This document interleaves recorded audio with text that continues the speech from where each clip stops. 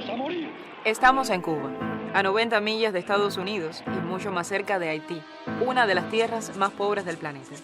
Entre esos dos mundos vivimos. Muchas son las críticas al proceso revolucionario cubano, la mayoría contradictorias y debatibles. Pero lo cierto es que la revolución ha sido el amparo de un país históricamente asediado. Hay quien dijo que la distancia es una defensa, y Cuba no tuvo esa suerte. En 5 capítulos intentaremos acercarnos a lo que ha sucedido en este país durante más de 50 años. Algo difícil. No se puede olvidar que Fidel Castro y la Revolución Cubana confiscaron sus propiedades a muchos norteamericanos y que en respuesta, 11 gobiernos de Estados Unidos, con la excusa de Miami, tergiversaron la verdad. No solo esto, era difícil el intento. En la isla, algunos por seguridad, por comodidad o por error, consideran que no se debe hablar del presente ni analizar el pasado. Esperemos que el tiempo haya quitado poder a unos y a otros. La dirección de la revolución, estoy pensando en Fidel, en el propio Raúl, en el Che, todos ellos fueron esencialmente creadores, cambiaron el tiempo. Lo que pasa es que es más fácil cambiar todo que cambiar la conciencia de los seres humanos. ¿Por qué no se cambiaron otras cosas? Bueno, hay un factor externo que es una especie de forces que ha tenido Cuba con relación a su propio desarrollo, que es la existencia de esa paranoica política norteamericana con relación a Cuba. Esto es lo primero. Y lo segundo, nuestros propios fantasmas.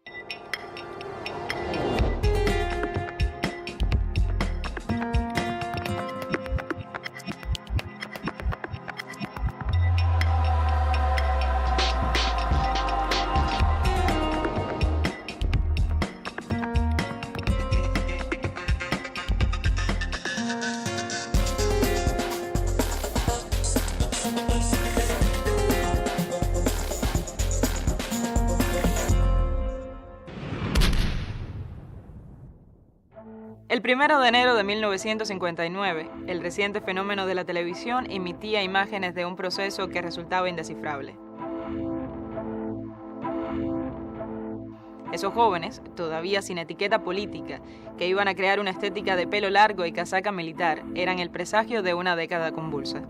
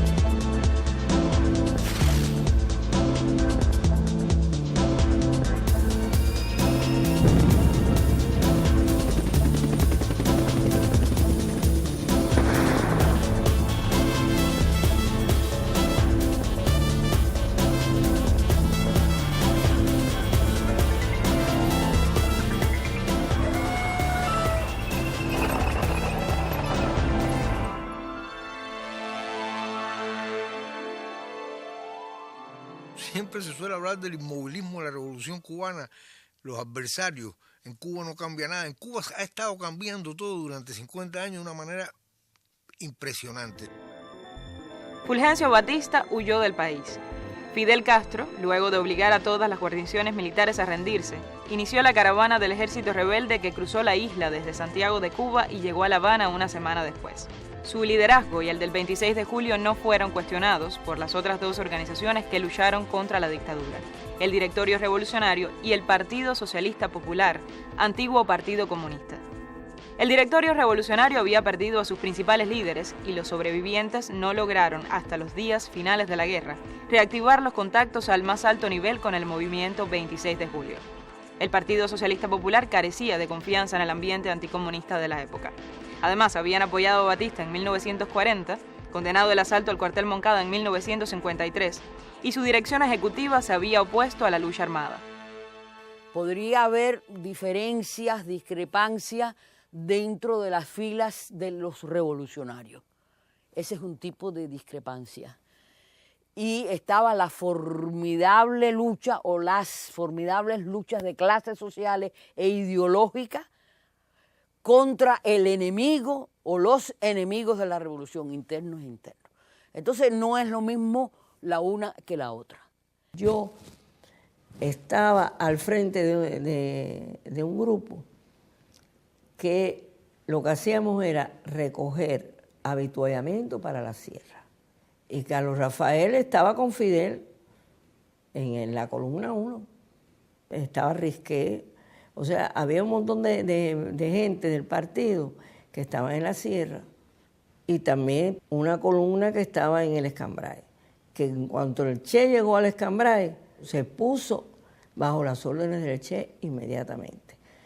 Entonces, ¿cuál es el problema? El problema es que, bueno, es posible que el partido fuera discreto.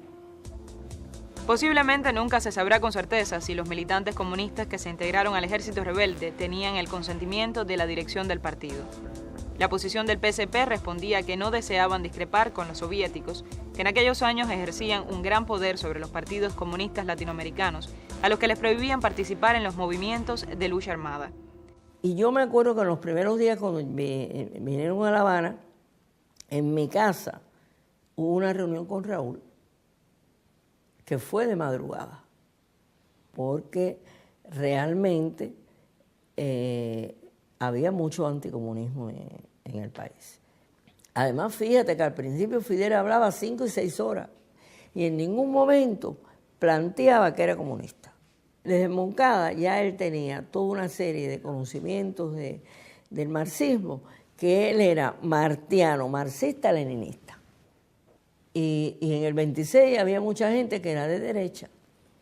Inclusive el primer gobierno, el gobierno provisional, había un montón de gente de derecha. Y el mismo Urrutia era también anticomunista.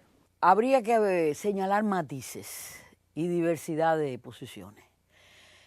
Y sobre todo no identificar como derecha del 26 a muchos compañeros, entre los que me incluyo yo, que no estaban de acuerdo en aquel momento en una unidad o unión política con el PSP y las otras fuerzas revolucionarias. Sí, muchos de los que se negaban o no estaban de acuerdo con la unión sí eran anticomunistas y eran anti-PSP, pero se podía no vislumbrar, no entender la importancia de la unión y sin embargo no caer en esos otros extremos.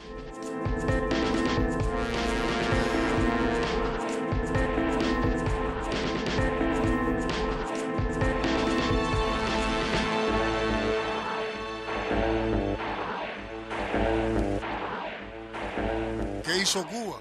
Pues sencillamente empezó a tomar una serie de medidas que preocuparon a la administración norteamericana, como fue aplicar las medidas de justicia revolucionaria contra los criminales de la dictadura, y ya eso comenzó a ser algo que empezó a preocupar mucho y que disgustó mucho a Estados Unidos.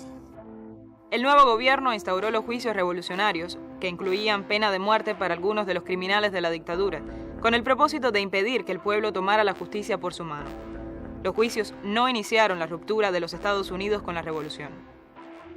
A finales del 58, el gobierno norteamericano ya había enviado al inspector general de la CIA, Lyman Kirkpatrick, para darle una salida a Batista del gobierno y poder dar un golpe de Estado que impidiera el triunfo de Fidel. Los juicios fueron solo la primera excusa.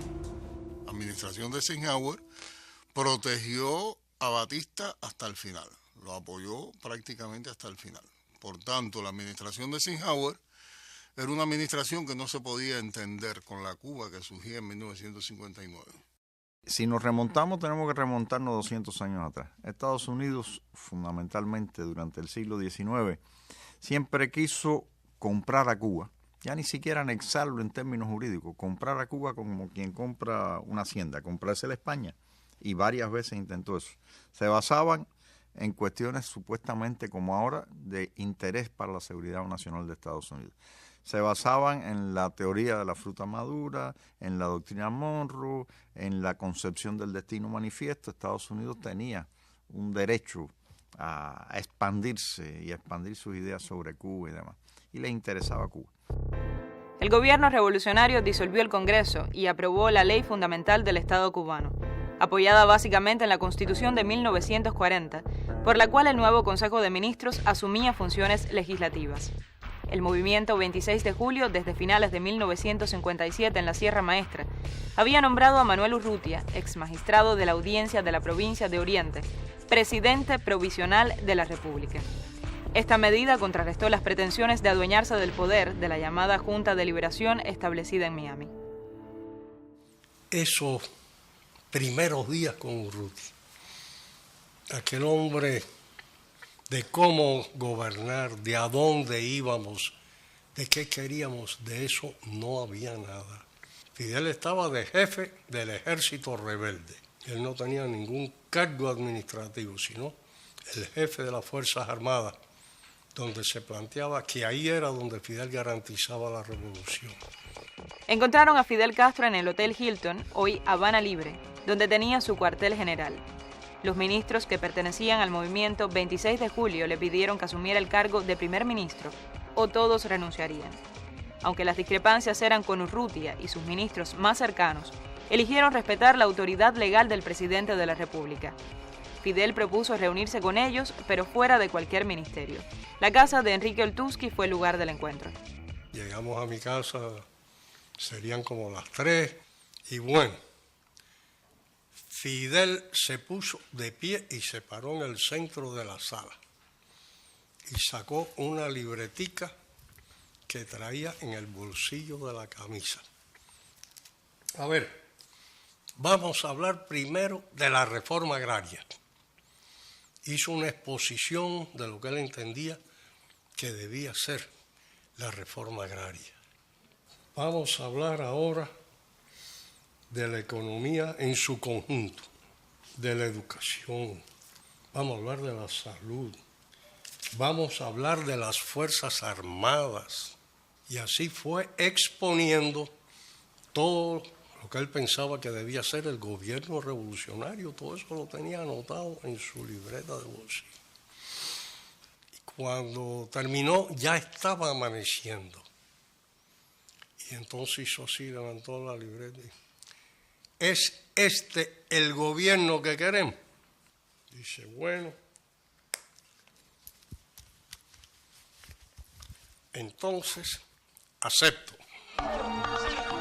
Al día siguiente, Miró Cardona, horas antes de renunciar como primer ministro, planteó la necesidad de analizar y aceptar el único requisito exigido por Fidel para desempeñar su cargo: modificar el artículo 146 de la Ley Fundamental para otorgarle al primer ministro la dirección de la política general del gobierno.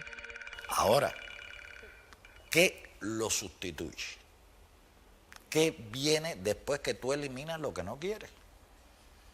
Empiezas a construir y tienes que empezar a construir improvisando en gran medida parte del proyecto. Y creo que lo más interesante del proceso cubano es que fue un proceso de aprendizaje permanente, y creo que lo fue para la propia dirección del país, con enormes errores, pero con enormes aciertos también.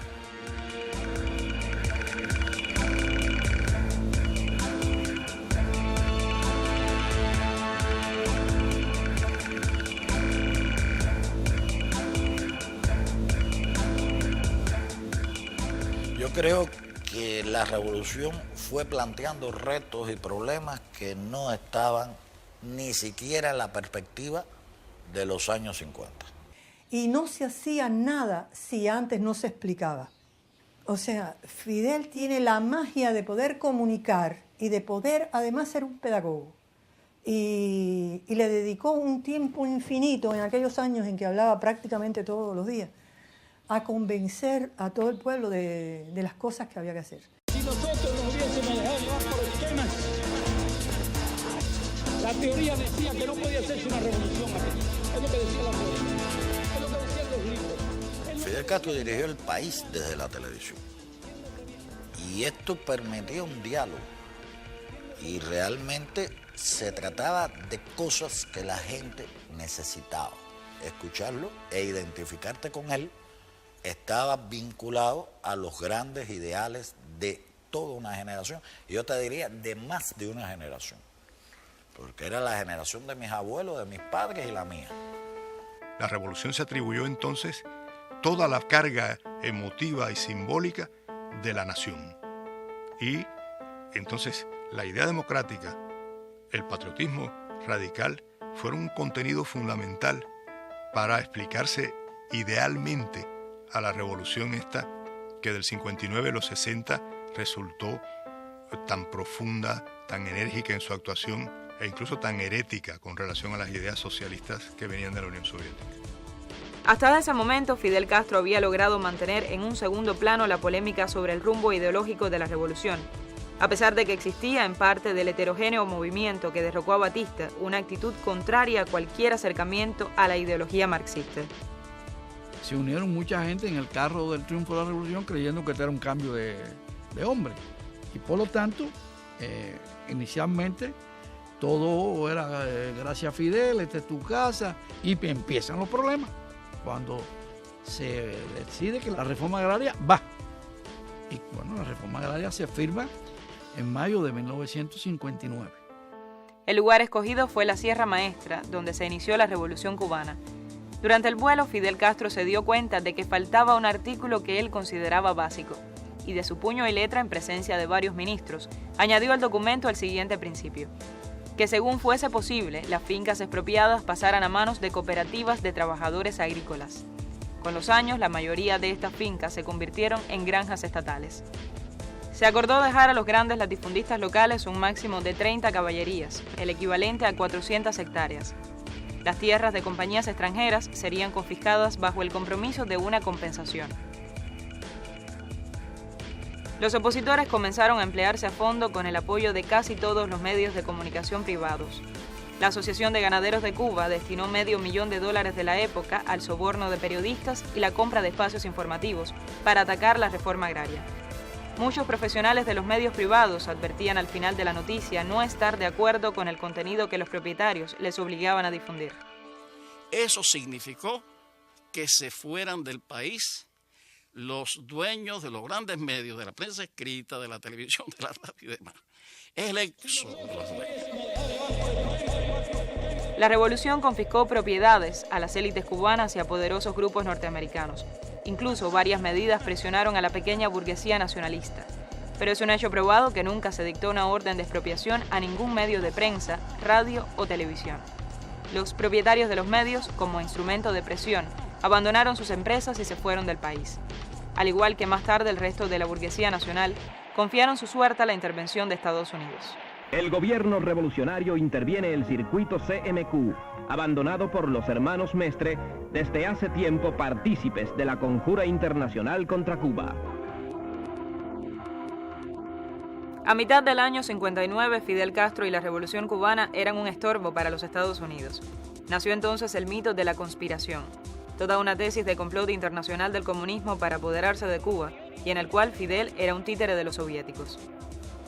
Mientras desde el exterior se creaba el sustento ideológico del anticastrismo, dentro de la isla el presidente de la República, Manuel Urrutia, arreciaba sus ataques contra los comunistas, que discretamente comenzaban a participar en las dependencias del Estado. En solo 6 meses, Cuba estaba en el centro de la Guerra Fría.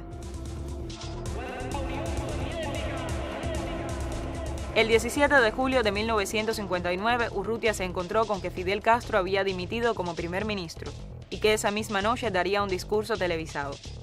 Horas después, el presidente renunció sin aceptar la dimisión de Fidel Castro.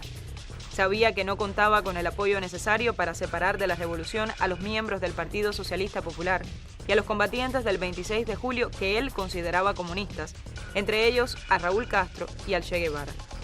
Urrutia fue sustituido por el ministro menos conocido del gabinete, Osvaldo Dorticós. A partir de ese momento se aceleró la incorporación de miembros del Partido Socialista Popular a puestos estratégicos del Estado. Y aunque tenía su costo político, Fidel Castro decidió asumirlo. Inmediatamente después, en octubre, fue el alzamiento o el intento de alzamiento de Hubermato, Humberto Sorimarín, Manuel Artime, aquella operación que pretendía levantar una unidad militar cubana para propiciar un golpe de Estado y que fue combinada con un bombardeo a la ciudad de La Habana. Es decir, 2 aviones B-26 procedentes de Estados Unidos, de la Florida, pues dejaron caer, además de octavillas, bombas en plena ciudad de La Habana. El 16 de octubre de 1959, Raúl Castro es nombrado ministro de las Fuerzas Armadas. Junto al Che, era el miembro con mayor orientación marxista dentro de la dirección de la revolución, con las ideas más radicales y partidario de avanzar rápidamente hacia el socialismo. 3 días después, Fidel Castro, en una carta aparentemente secreta, recibió la noticia de la renuncia del jefe militar de la provincia de Camagüey. Los argumentos de Huber Matos, uno de los principales comandantes de la Sierra Maestra, eran de tipo ideológicos, aunque para muchos la designación de Raúl Castro fue la causa fundamental para que se precipitara la crisis. Aunque todavía hoy Huber Matos lo niega, se sabe que la carta de renuncia la divulgó a terceros como estrategia para ganar respaldo a su persona y crear confusión en la provincia de Camagüey. Fidel Castro ordenó a Camilo Cienfuegos, uno de sus más fieles soldados, viajar a Camagüey para controlar la situación. En la mañana del día 21 de octubre, Camilo Cienfuegos lo desarmó y Huber Matos, frente a sus oficiales, negó que existiera un levantamiento militar. Horas después arribó Fidel y convocó por radio a los camagüeyanos a concentrarse sin armas en el cuartel militar donde estaba detenido Huber Matos. A la tarde, con la situación bajo control, Fidel regresó a La Habana y esa misma noche, a través de la radio, Camilo Cienfuegos criticó duramente a su antiguo compañero de armas. Era el inicio de una semana de confusiones y pulso político que finalizó de la peor manera. El 28 de octubre, al anochecer, después de un nuevo viaje de Camilo Cienfuegos a Camagüey, su avioneta Cessna 310 desapareció en el mar. La revolución perdió a uno de sus comandantes más populares.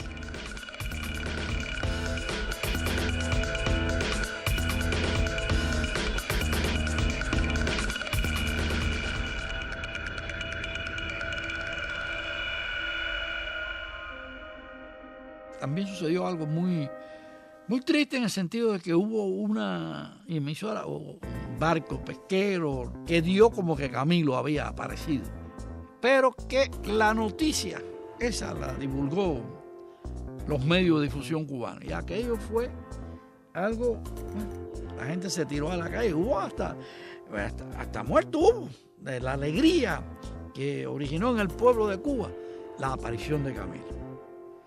Y bueno, si esa alegría fue inmensa, la tristeza fue mayor cuando nos convencimos de que no era cierto.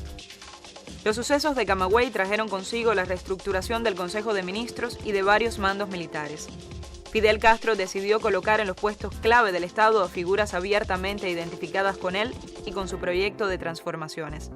Fue el punto de ruptura dentro de la ya frágil unidad política entre el centro y la izquierda revolucionaria.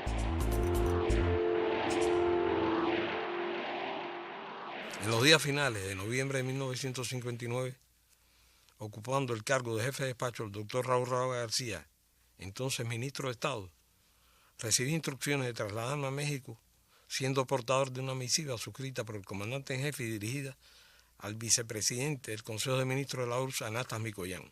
En ese momento se presentaba en México la exposición de los logros de la técnica y de la ciencia soviética. Al día siguiente se nos informó que el gobierno soviético había decidido trasladar esa exposición a La Habana y que Mikoyan presidiría la misma. El gobierno cubano no tuvo en cuenta que al mismo tiempo se estaría realizando en La Habana el Congreso Católico Nacional. De inmediato se le ordenó a John Park que regresara a México y le pidiera a los soviéticos que retrasaran el viaje. En ese momento, la apertura de aquella exposición podría haber sido interpretada como una provocación del gobierno.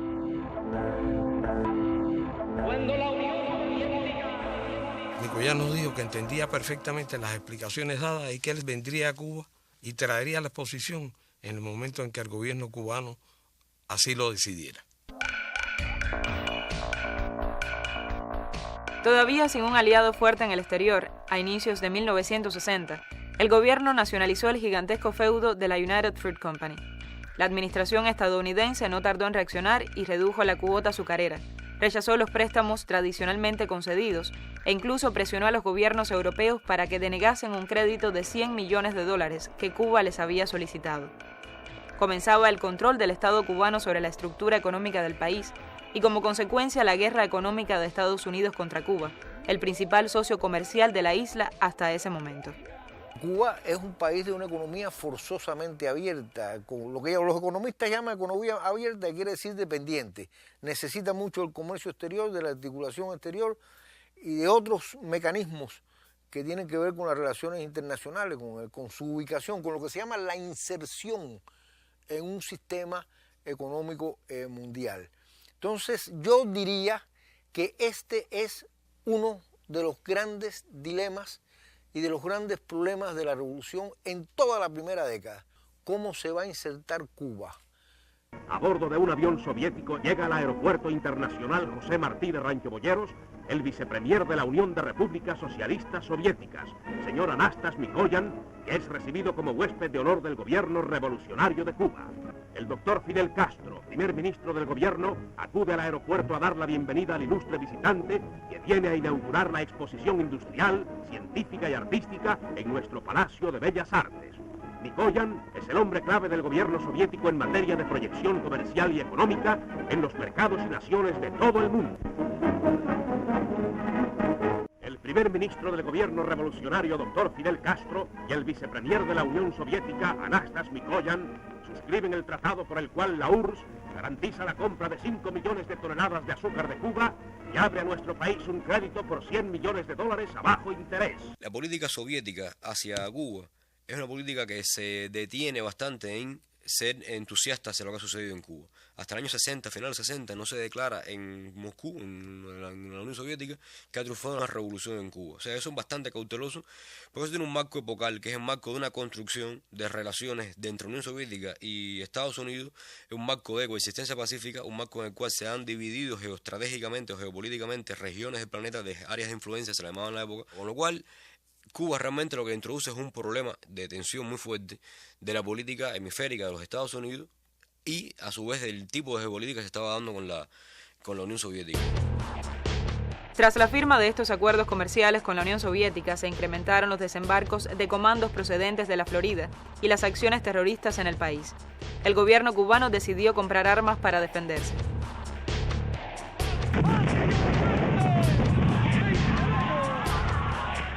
El 4 de marzo de 1960, la CIA voló en el puerto de La Habana el barco francés La Coubre, que traía armas compradas a Bélgica. Murieron más de 100 personas. En el entierro, Fidel Castro proclamó por primera vez la consigna que lo acompañó toda su vida pública: patria o muerte. Profundidad, digamos, más alto que nunca, patria o muerte.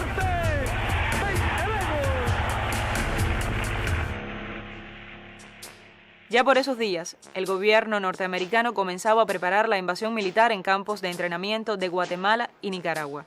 Allí empezó a organizarse la Brigada 2506. Si tú examinas las motivaciones fundamentales de Eisenhower, el primer presidente con el cual nos encontramos, vas a percatarte que la Brigada 2506, el proyecto que él aprobó en marzo del 60, es una acción de venganza hacia Cuba. Porque Cuba había comenzado a nacionalizar los grandes capitales norteamericanos, a pesar de que dijimos que lo íbamos a pagar en 20 años con el 4% de interés, algo que por cierto nunca se dice. Cuba se comprometió en aquel momento a pagar todo lo que nacionalizara, todo lo que interviniera. Pero Estados Unidos se negó rotundamente a todas las propuestas cubanas. Era simplemente una fórmula de continuar esa confrontación con Cuba. El 6 de junio de 1960, las grandes petroleras norteamericanas Esso, Texaco y Shell se negaron a refinar el petróleo adquirido en la Unión Soviética.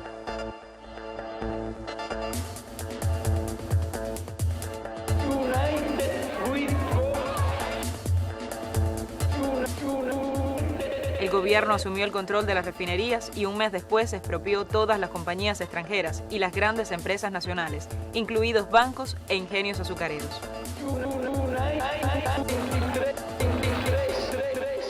Las tensiones entre Washington y La Habana se agudizaron.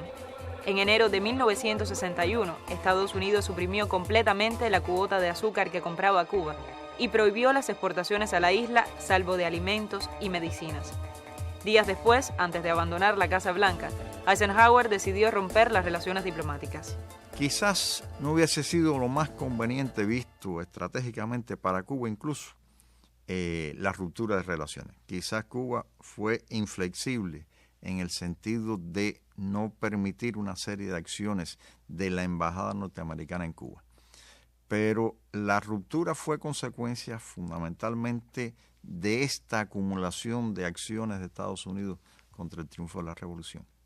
Hubo prácticamente bandas contrarrevolucionarias en todas las provincias de Cuba. Es decir, la contrarrevolución tenía una base de sustentación interna. Y Estados Unidos cometió el error de suspender las relaciones con Cuba. Y al suspender las relaciones con Cuba se quedó sin plataforma interna para el manejo del problema de la contrarrevolución. A pesar de la tensión política y militar, en breve tiempo el gobierno consiguió que la burguesía cediera el control de las instituciones educativas y culturales. La idea de lograr el consenso social a través de la cultura fue la estrategia de Fidel Castro. En los primeros meses de 1959, el Consejo de Ministros creó el Instituto Cubano de Arte e Industrias Cinematográficos, el ICAIC. También apoyó el resurgimiento del antiguo Ballet de Cuba, desaparecido por falta de fondos durante la dictadura de Batista. Instituyó el Consejo Nacional de Cultura, así como la Casa de las Américas. Otro decreto fundó la Imprenta Nacional. La Imprenta Nacional se crea en el 60 y presenta sus cartas credenciales justamente con una edición de 100.000 ejemplares del Quijote. Yo recuerdo, no sé si en una película de Titón, que es un voceador de periódicos, un periodiquero, sube a la guagua y dice, vaya, lo que dijo Cervantes, está vendiendo el Quijote como si se vendiera un periódico. Pero no importa, porque el contacto con el Quijote y el intento de leer el Quijote, lo que daba no era una cultura literaria, lo que daba era una vez más una especie de noticia, de aviso, a partir de ahora tú tienes derecho a tener acceso a toda la cultura universal. Yo creo que hemos pasado de etapas, digamos, inocentes a etapas muy lúcidas, de etapas que han sido a veces muy contradictorias, que incluso llegaron hasta amenazar las propias esencias del cambio revolucionario en la cultura y a poner en peligro los ideales que movían a ese cambio, hasta momentos donde éstas han tenido una apoteosis.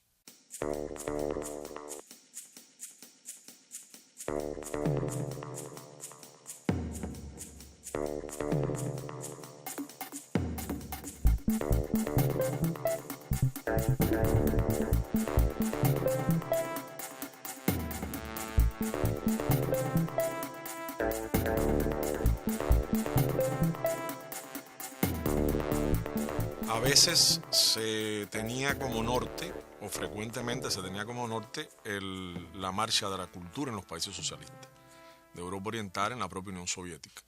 Y eso fue un elemento de tensión hacia el interior del país, porque no solamente porque las culturas eran muy diferentes, sino porque los pueblos eran muy diferentes. Hubo un momento que había compañeros que defendían el realismo socialista, pero como una corriente más. El problema realmente se crea cuando usted quiere hacer normativismo en el arte y la cultura, que no tiene que estar necesariamente ligado a la idea de imponer el realismo socialista.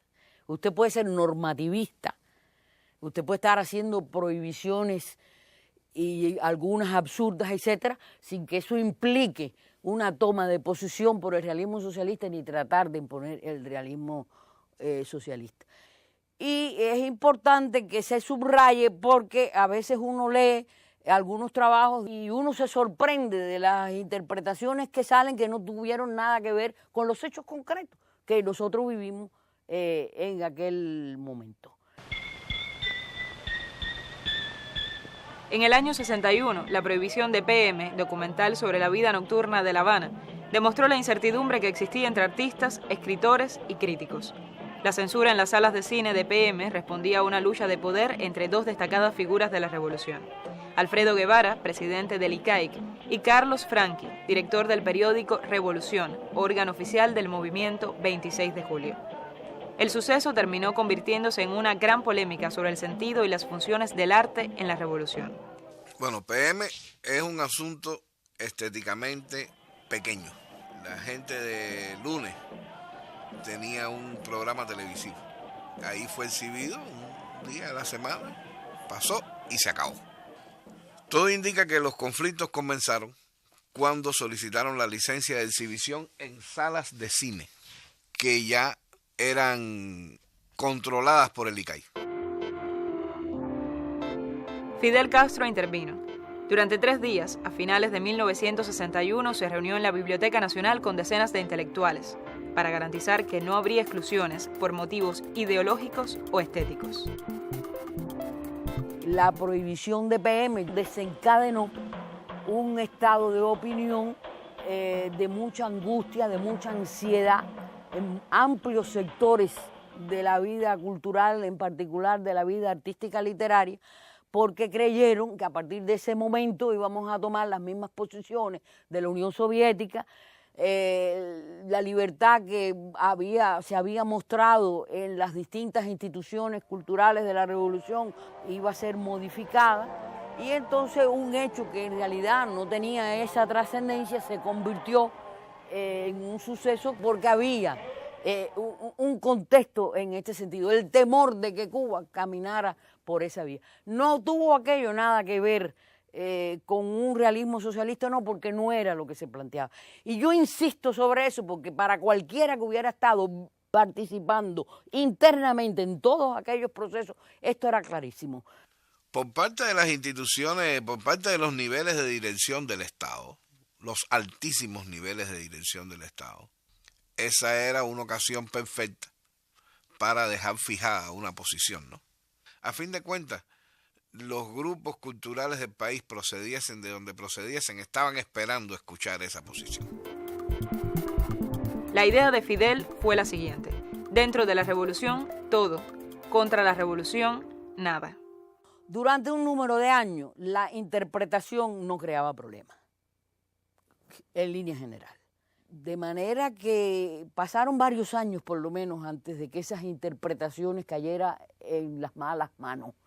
Y yo creo que así se va escalonando la política cultural de la revolución hasta llegar al año 76 con la creación del Ministerio de Cultura. Se cometieron en esa etapa, de 61 a 76, innumerables errores. Y se lograron innumerables aciertos. Si ponemos en la balanza ambas cosas, sin duda hay más aciertos que errores, porque si no, no estaríamos aquí hablando de una cultura revolucionaria. Como respuesta al asesinato de un maestro voluntario, el gobierno convocó la campaña nacional de alfabetización. Unas 10.000 aulas ya se habían abierto, pero no eran suficientes. Durante 9 meses, miles de jóvenes y adolescentes se dispersaron por todo el país para ejercer de maestros. Varios de esos alfabetizadores fueron también asesinados por bandas contrarrevolucionarias.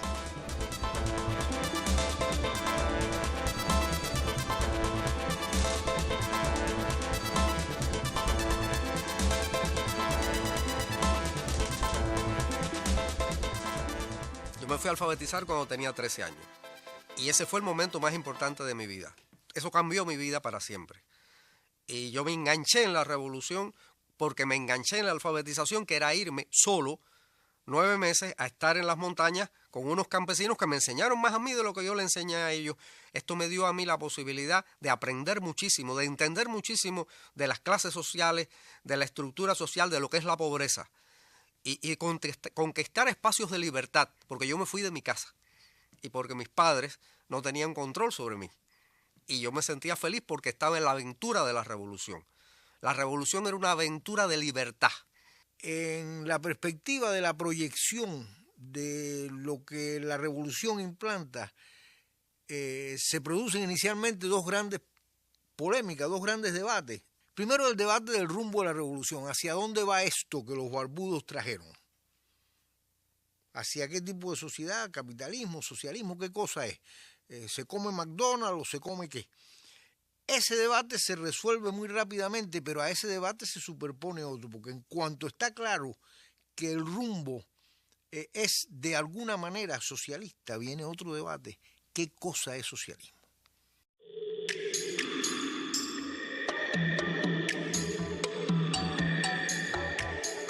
El 15 de abril, aviones procedentes de la Florida bombardearon los principales aeropuertos militares de la capital y de Santiago de Cuba. El propósito era inutilizar los escasos aviones cubanos. Se anunciaba así la invasión de la Brigada 2506, integrada por más de 1 millar de exiliados cubanos, entrenados y financiados por la CIA.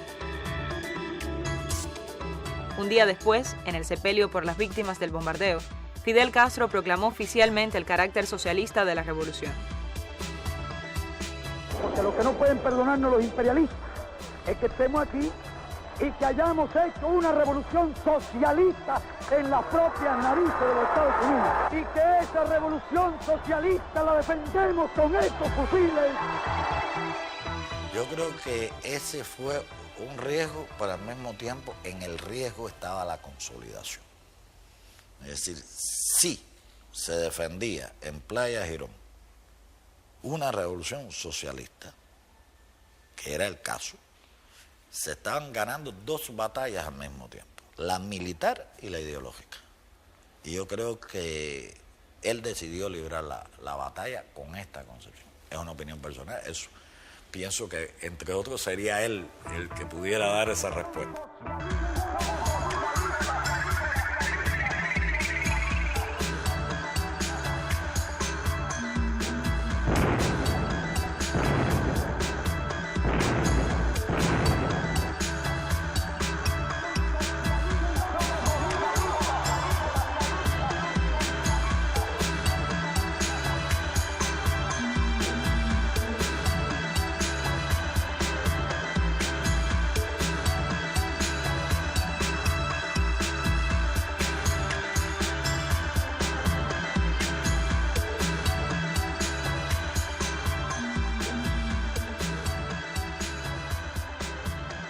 Bueno, Kennedy realmente consideró que no era conveniente utilizar las tropas en Girón, porque eso era llevar el conflicto a un nivel mucho más complicado.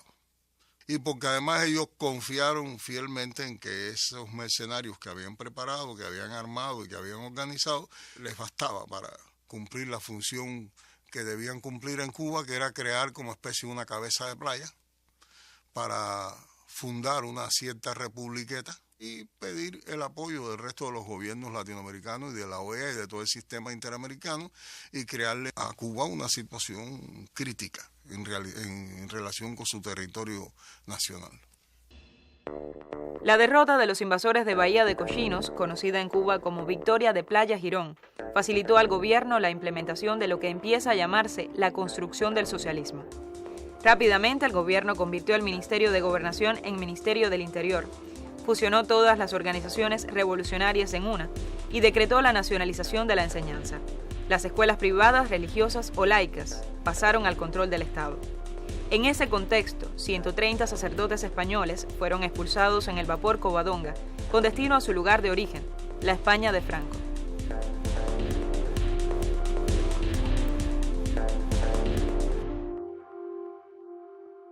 Había una discrepancia entre los que decían que había que seguir el modelo, como los soviéticos ya lo habían experimentado, y los que con el Che decían aquello no funciona. Luego de un recorrido por varios países socialistas, el Che Guevara regresó decepcionado. Su capacidad crítica lo llevó a considerarlo sociedades enfermas. En esos momentos era amplia la participación de los comunistas en puestos importantes del Estado, y aunque él había sido uno de los principales responsables de ese acercamiento, temió por la influencia del modelo soviético en Cuba. El Che confiaba en el papel subjetivo del hombre, en la voluntad revolucionaria, sobre todo en los primeros años entusiastas de las revoluciones. Este pensamiento le ganó muchos enemigos, entre los que se identificaban con el marxismo objetivista que venía de la Unión Soviética. Las grandes polémicas del Che todavía se recuerdan hoy, quizás en espera de retomar el debate aplazado sobre el socialismo. Yo interpreté y sentí en aquel momento es que cuando estábamos diciendo que esta era una revolución socialista, estamos diciendo la revolución cubana se hace sobre la base de lo que ya la revolución había hecho. No necesariamente se está respondiendo a un modelo específico de construcción de ese socialismo. Durante la 8ª reunión de cancilleres de la Organización de Estados Americanos, a inicios de 1962, el representante de los Estados Unidos propuso que se expulsara a Cuba. La propuesta se aprobó por 14 de los 21 miembros de la organización. Días después, el gobierno norteamericano decretó un bloqueo total a las relaciones comerciales y económicas, que dura hasta hoy. El presidente Kennedy, que había sido culpado por la derrota de Bahía de Cochinos, preparaba el camino para una invasión directa del ejército norteamericano. Kennedy tuvo que asumir ese fracaso. Y se sabe perfectamente que a partir de ese fracaso, Kennedy empezó a preparar las condiciones para desquitarse de esa situación. Y las condiciones las iba a preparar sobre la base de una invasión directa con las tropas norteamericanas de Estados Unidos. Y de ahí viene y se formula también el llamado Plan Mangosta. En el año 62, en medio de la Operación Mangosta, en los primeros 8 meses del año, se desarrollaron en el país 5.780 actos subversivos, asesinatos, incendios en caña. 5.780. Caramba, si eso no es una guerra, que baje Dios y lo atestigue. En octubre del año 62, imágenes aéreas tomadas por aviones espías U-2 norteamericanos revelaron la ubicación de rampas de lanzamiento en Cuba de cohetes nucleares soviéticos. Un cinturón de buques de las fuerzas navales norteamericanas cercó a Cuba. Todos los barcos soviéticos con destino a puertos cubanos eran detenidos y registrados bajo la amenaza de abrir fuego contra ellos. El 27 de octubre, una batería coheteril soviética derribó en el oriente de la isla un avión espía U-2. Fidel Castro había dado la orden de disparar contra cualquier avión que volara rasante sobre territorio cubano. Dentro de los parámetros de la llamada Guerra Fría, los norteamericanos sintieron su seguridad amenazada.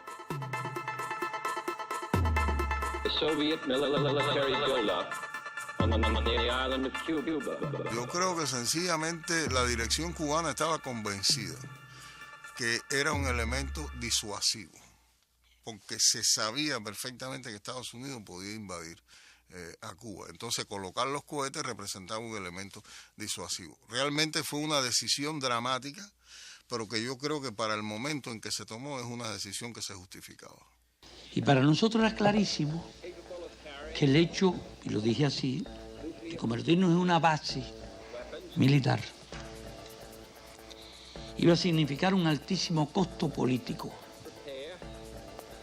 y que por tanto, si la cuestión hubiese sido la defensa de Cuba, nosotros habríamos preferido no tener los cohetes. Tal como lo percibimos nosotros en el acto instantáneamente.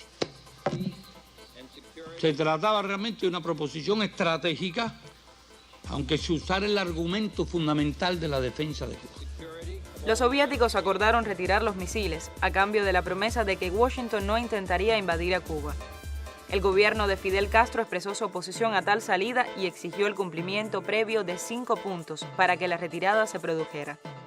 Las exigencias de Fidel se resumían en el cese del bloqueo económico, el fin de las actividades subversivas, el fin de los ataques piratas y el de las violaciones del espacio aéreo y naval, así como la devolución a Cuba del territorio de la base de Guantánamo. Una inspección del territorio cubano tampoco sería tolerada. Y Cuba no es el Congo. Ni bajo esa bandera ni bajo ninguna otra podrá venir nadie a inspeccionar nuestro país. Nosotros sabemos lo que hacemos y sabemos cómo debemos defender nuestra integridad y nuestra soberanía. La crisis de los misiles, o crisis de octubre como se conoce en Cuba, es un caso excepcional en la vida política de la revolución. Es una de esas raras excepciones en que Fidel Castro no llevó la iniciativa. Nunca estuvo de acuerdo en que los cohetes se colocaran clandestinamente. Sabía que sería una desventaja cuando los americanos los descubriesen, pero los soviéticos lograron persuadirlo. Yo creo que en todos los 60, Fidel no es el hombre de confianza de los soviéticos. Fidel quiere hacer un socialismo aparte. Para los soviéticos eso es sospechoso. Está defendiendo la lucha armada en América Latina cuando los soviéticos están enrolados en la coexistencia pacífica en todo el mundo exterior. No se trata de que La Roca le ponga el partido en las manos y los soviéticos entonces acepten a Fidel. No, le puso el Partido Socialista en las manos a uno que es un desobediente. La revolución cubana, con sus virtudes, pocas o muchas para el extranjero, ha sido un constante y polémico ejercicio de ensayo y error, de independencia. Respuestas exactas no las tiene nadie. Cuba Roja continuará con el debate en el próximo capítulo. Se va produciendo un proceso de desgaste económico. El esfuerzo tremendo que hizo para producir 10 millones de toneladas de azúcar, que creó un desbarajuste inmenso en el país. Ahora vamos realmente a salir del subdesarrollo, como paso a paso. No, de un salto. Pues no es posible. Entonces, ¿cómo tú logras justicia social sin tener todavía desarrollo económico?